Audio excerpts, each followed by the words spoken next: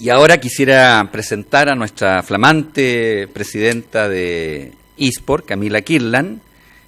Ella es químico farmacéutico de la Facultad de Ciencias Químicas y Farmacéuticas de la Universidad de Chile, es magíster en Ciencias Farmacéuticas de la misma facultad y ha sido elegida presidenta de ISPOR Chile y además también es miembro de la Comisión Ciudadana de Vigilancia de la Ley Rigarte Soto. Yo les pido un doble aplauso para Camila porque ella es mujer, es joven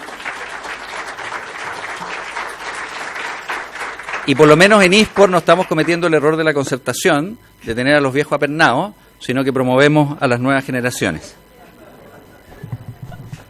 Ay, muchas gracias Ronnie.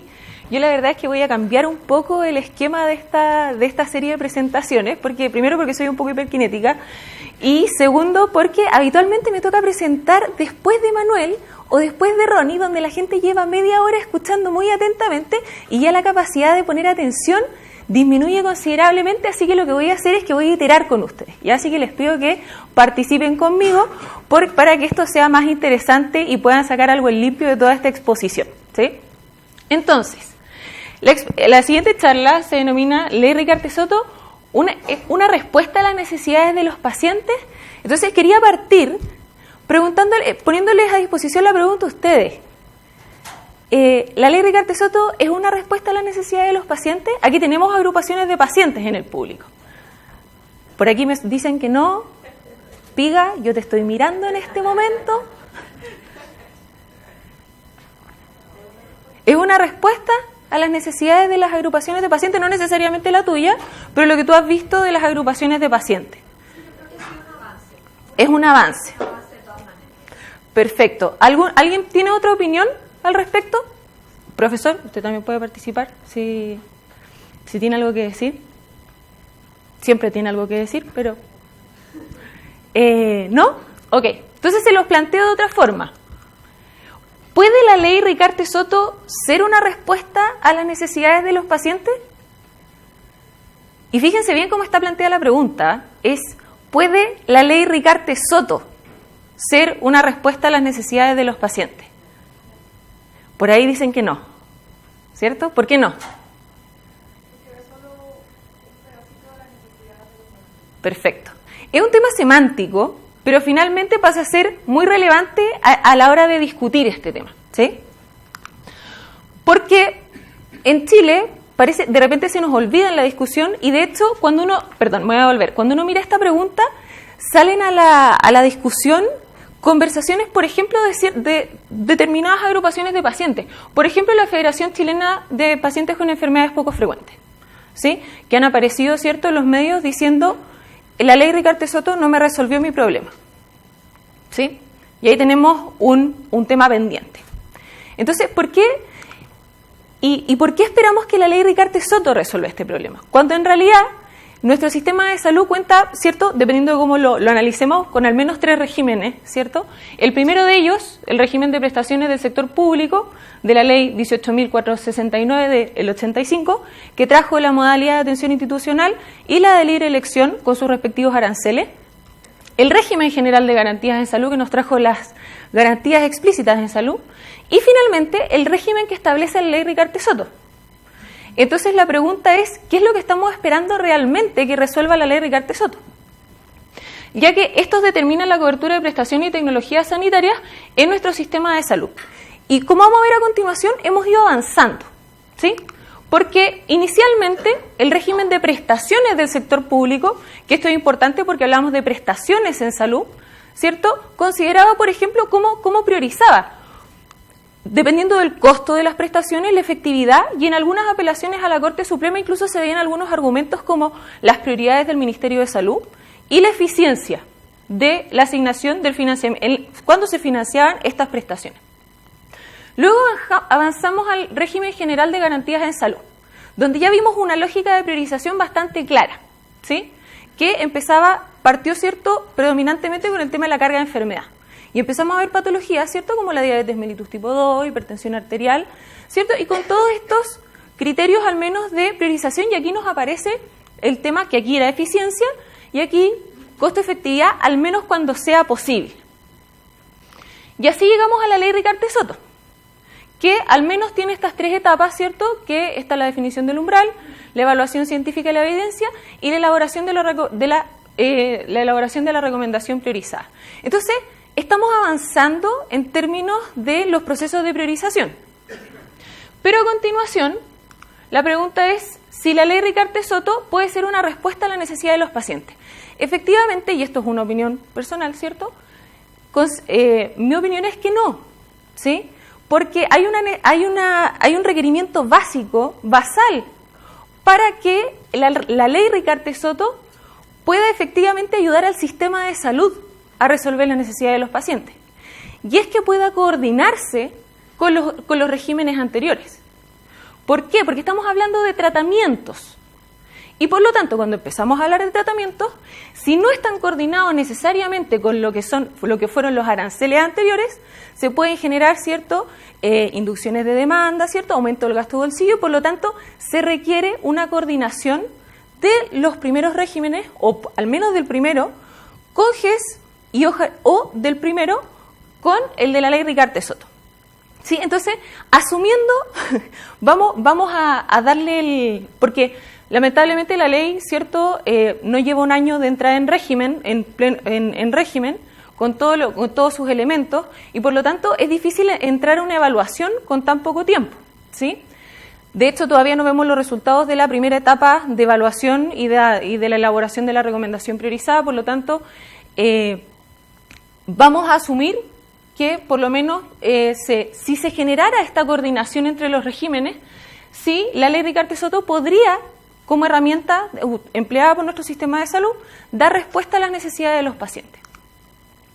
Y para esto hay distintos marcos conceptuales. Este en particular me gusta bastante porque es muy conocido, lo han visto antes, el esquema de separación de funciones de la Organización Mundial de la Salud, ¿sí?, que establece que el sistema de salud tiene una serie de funciones y que apunta, ¿cierto?, a cumplir ciertos objetivos, ¿sí?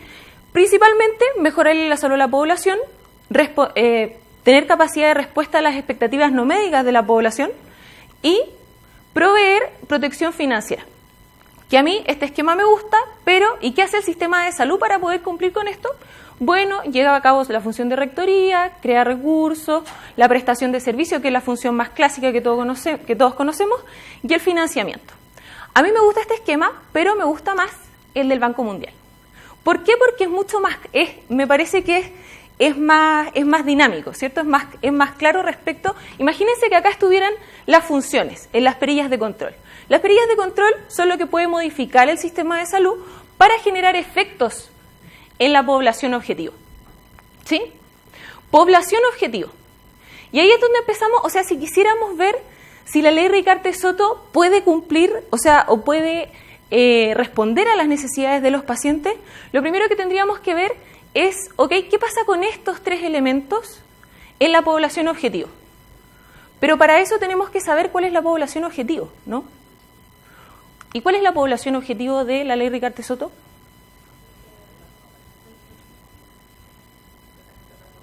Tratamientos de alto costo, pero eso no es la población, o sea, podría ser los pacientes que requieren tratamientos de alto costo definidos por un umbral de alto costo por lo menos, ¿sí? Pero lo que hemos visto en la práctica es que si eso fuera así, estarían financiados todos aquellos tratamientos que tuvieran más alto costo, ¿no? O todos los que tienen alto costo, ¿sí? Entonces, pero no es así, lo cual está dando cuenta de que hay otros elementos que entran de pronto en la juguera, ¿sí? ¿Perdón? Cronicidad, ok. Entonces, partamos por el título, Sistema de Protección Financiera para Diagnóstico y Tratamientos de Alto Costo. O sea, al menos tienen que cumplir con el parámetro del umbral, ¿sí? Pero ¿qué más? ¿Se acuerdan? Yo guardé el mensaje presidencial de la ley Ricarte-Soto porque tenía algo que era bien interesante, que fíjense que hablaba de las patologías de baja frecuencia y de frecuencia intermedia, como uno de los principios, como uno de los fundamentos de la ley, ¿sí?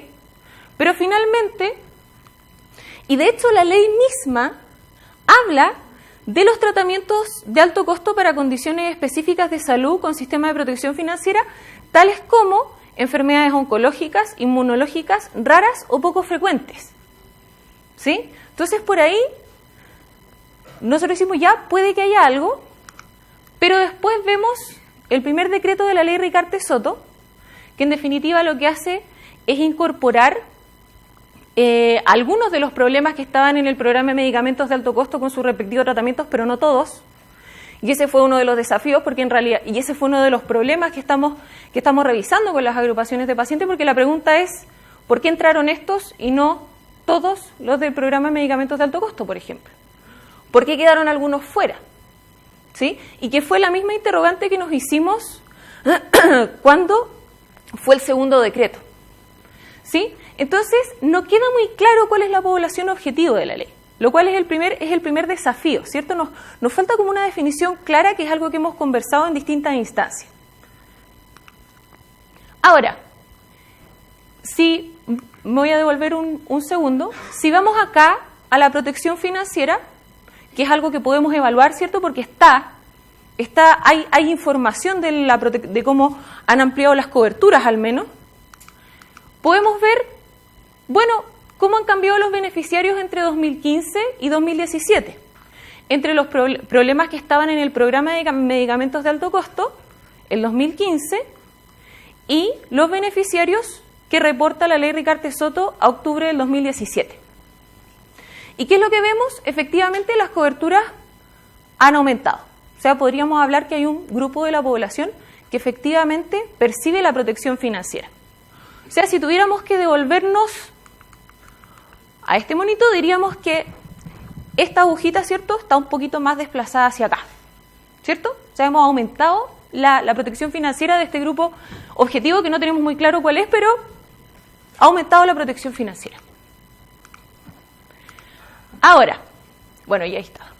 Entonces, ¿por qué vía? Por la vía de mejorar el acceso. Hemos mejorado, ¿cierto?, la protección financiera, pero la pregunta es si a continuación hemos mejorado el estado de salud de esta población. O sea, uno pensaría que sí, ¿cierto? Sobre todo porque las primeras etapas de la ley contemplan la evaluación de tecnologías sanitarias, con lo cual nosotros podríamos ser garantes, ¿cierto?, de que el tratamiento le genera beneficios al paciente. Pero, como los primeros dos decretos de la ley Ricarte-Soto no iban con esta parte de evaluación, entonces tampoco podemos dar cuenta de eso. Al menos podemos dar cuenta de que son seguros, efectivos y de calidad porque tienen aprobación regulatoria, ¿sí? Entonces, con esto estamos al debe. ¿Por qué? Porque resulta que efectivamente, y esto fue uno de los elementos que lamentablemente no aprovechó la ley, ¿sí?, no aprovechó la elaboración, la implementación de la ley, es que efectivamente se genera un sistema de información al cual les podríamos haber sacado mucho provecho, ¿sí? Pero el problema es que el sistema de información permite el seguimiento, monitoreo y control del otorgamiento de las prestaciones contempladas. Y por lo tanto, no necesariamente, o no todavía, nos permite resolver esto, si efectivamente le estamos mejorando la salud al grupo objetivo, a lo que suponemos el grupo objetivo de la ley Ricarte-Soto. Y el sistema contendrá al menos un registro de los productos sanitarios incluidos, respectivos proveedores, precios de compra y duración de los contratos celebrados con las CENAVAS. Cuando probablemente esta era la oportunidad para registrar información, registrar resultados en salud, saber realmente cómo va mejorando, si efectivamente esto se va desplazando, ¿sí?, si vamos mejorando la salud de la población objetivo, ¿sí? Ahora, ¿qué pasa efectivamente cuando vemos los problemas de salud que no estaban en el programa de medicamentos de alto costo? También se aumenta la cobertura.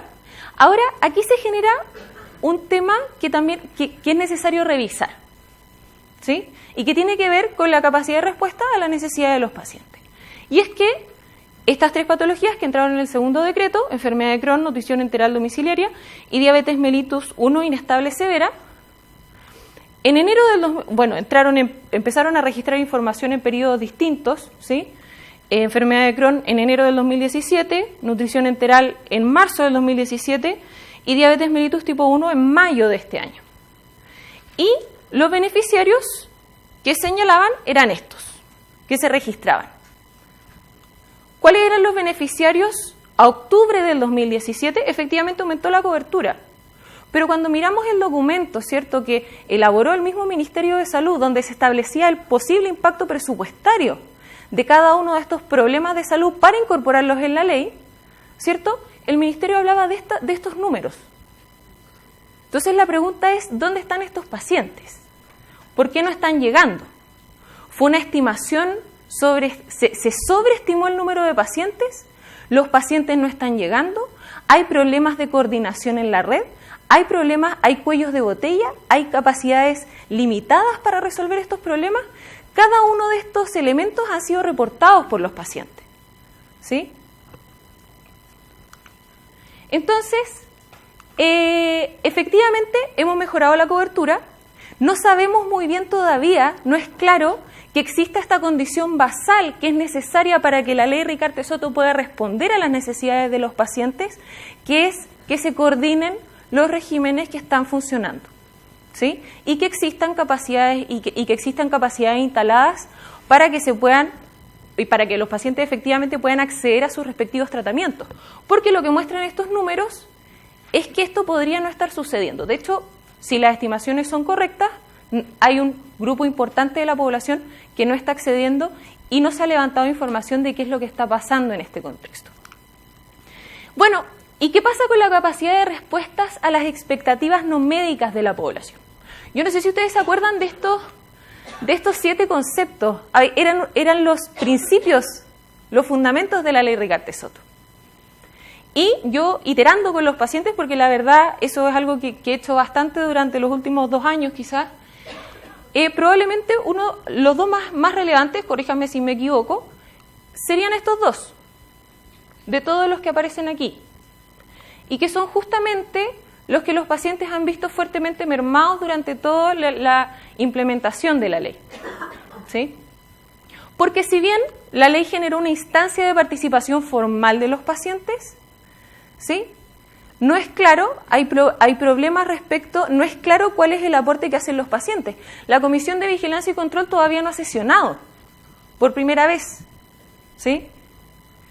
La Comisión de la Elaboración de la Recomendación Priorizada, ¿cierto?, comenzó a trabajar sin que supiéramos todos cuál era la metodología de priorización que iban a utilizar.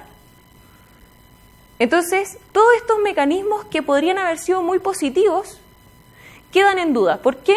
Justamente por el tema que nos convoca hoy día, el tema de la transparencia, ¿sí? Porque, ¿qué pasó? ¿Cómo llegamos de todas las solicitudes que se ingresaron en enero del 2017 a los problemas que se están evaluando hoy día, a los problemas de salud que pasaron a la evaluación científica de la evidencia? ¿Sí? ¿Cómo llegamos ahí? ¿Sí? ¿Se hizo realmente lo que veíamos al principio, esta evaluación económica de los problemas de salud? ¿Por qué no se hizo?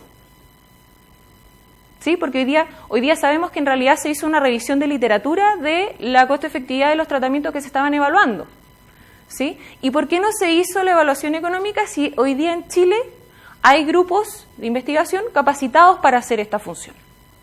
¿Sí? ¿Qué es lo que está pasando ahí? Porque como la Comisión de Vigilancia y Control aún no sesiona, entonces no podemos supervigilar el proceso, porque en realidad no hemos sesionado como para poder vigilar todo este proceso. Entonces, ¿se han respondido las expectativas no médicas de la población? ¿Hay capacidad de respuesta a las expectativas no médicas de la población? Probablemente desde el momento en que le generamos acceso al paciente y a aquellos que han tenido una experiencia más positiva, como mostraban algunos de los resultados de la ACADEM, en este aspecto, sí, algunos se sienten beneficiados, algunos sienten que han sido escuchados y que se ha dado respuesta a sus necesidades, ¿sí? Pero estos 2 elementos, que son tremendamente relevantes para los pacientes, han sido fuertemente mermados en el proceso. Entonces, ¿puede nuestro sistema de salud dar respuesta a las necesidades de los pacientes con todos estos desafíos? ¿Sí? Porque hoy día estamos dando respuesta parcialmente a las necesidades de los pacientes. ¿Pero podemos hacerlo mejor? Pero claro que sí. ¿Cuáles algunas de las oportunidades de mejora? el Ministerio de Salud generó un registro de agrupaciones de pacientes, una cosa inédita, ¿sí? Que podría aprovecharse, por ejemplo, para saber cuántos pacientes hay con necesidades de medicamentos específicas, para saber dónde están, ¿sí? Y eso es algo que todavía no se ha hecho. De hecho, ese mismo registro de agrupaciones de pacientes hoy día se emplea para justificar por qué algunos tratamientos van a ingresar a la ley Ricarte-Soto y otros no, lo cual no era el objetivo de esto, ¿sí? Instancias de participación de las agrupaciones de pacientes. O sea, yo personalmente he visto la actividad, he visto la labor de las agrupaciones de pacientes y es impresionante el conocimiento que tienen de todos sus integrantes, ¿cierto? ¿Dónde están? ¿Qué es lo que necesitan? ¿Qué sistema de salud, si están asegurados por FONASA o por ISAPRE? ¿Sí? Esa información, ¿cierto? Una instancia de participación y colaboración que no se ha aprovechado. El sistema de información, ya lo decía el profesor Ronnie Lenz, necesitamos avanzar en tecnología de información. Hoy día, de nuevo, hay una oportunidad inédita de que este sistema de información pueda registrar resultados de salud. ¿Sí? Podemos avanzar hacia allá. Y el proceso de evaluación de tecnologías sanitarias. Tener un proceso de evaluación de tecnologías sanitarias como lo establecen las recomendaciones internacionales, donde la base es que sea transparente, ¿sí?